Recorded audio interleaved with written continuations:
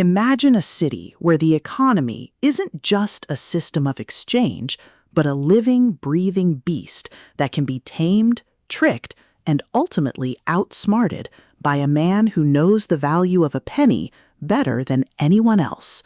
You are Moist von Lipwig, a reformed con artist thrust into the heart of Ankh-Morpork's financial district, only to find that making money isn't about printing paper, but about convincing an entire civilization that invisible numbers in a ledger are worth more than gold.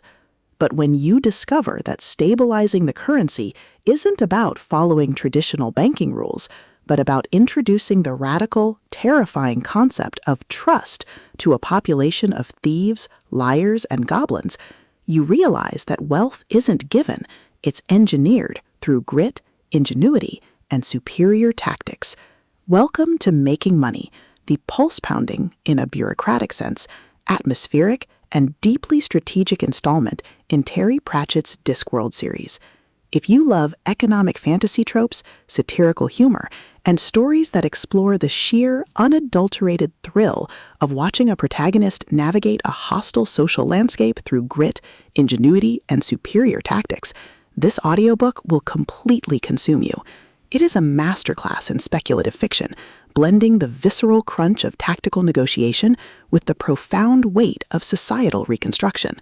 The narrative kicks off with our protagonist's reluctant appointment as the head of the royal bank, thrusting him into a race against time to modernize the institution before the ancient sentient gold coins revolt or the rival bank destroys his reputation.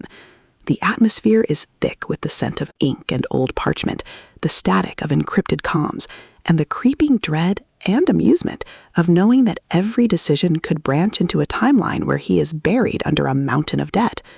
Pratchett excels at capturing the psychological toll of isolation, making every tactical maneuver, every resource allocation, and every narrow escape feel like a high-stakes gamble, where the price of failure is not just death, but eternal displacement.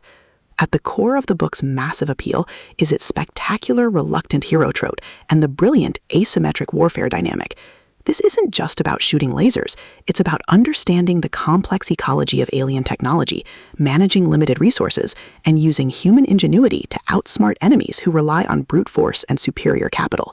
Watching the protagonist reverse engineer enemy strategies, craft overpowered gear from rare drops, and completely shock arrogant elites with unconventional, trap-heavy tactics is incredibly satisfying. The audiobook narration brings the visceral impact of the combat and the satisfying chiming ding of a massive level up to life, making every milestone feel like a hard-earned victory. But beyond the stats and the slaughter, the soul of Discworld lies in its characters and the heavy burden of memory. The protagonist isn't just a cold, calculating gamer. They are a deeply human individual struggling to maintain their humanity in a system that views them as data. They quickly form bonds with a beautifully dysfunctional found family of fellow survivors who help them navigate the treacherous waters of the new social order. The banter is razor-sharp, providing much-needed levity as their squad watches them casually calculate the damage output of a coordinated strike. Their unbreakable trust provides the emotional grounding needed when the world starts throwing literal world-ending threats their way. As the plot accelerates toward its climax, the pacing becomes utterly breathless. A major conspiracy or a rival faction's assault forces the protagonist to push their abilities to their absolute limits. The finale is a spectacular display of tactical brilliance, overwhelming magical firepower, and raw, unbridled ingenuity. The protagonist doesn't just survive the assault, they completely shatter the local power scaling, using a ridiculous, highly technical combination of skills and crafting to turn the enemy's ultimate attack into a mere stepping stone.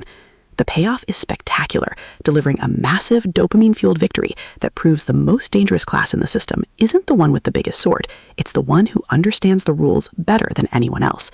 Making Money is a triumph of the LitRPG and fantasy genres. It is smart, action-packed, and unapologetically addictive. Terry Pratchett has crafted a sequel that perfectly captures the thrill of breaking the apocalypse with a stat sheet and a strategy guide. Plug in your headphones, check your stats, and join the climber. The system is live, but his future is bright.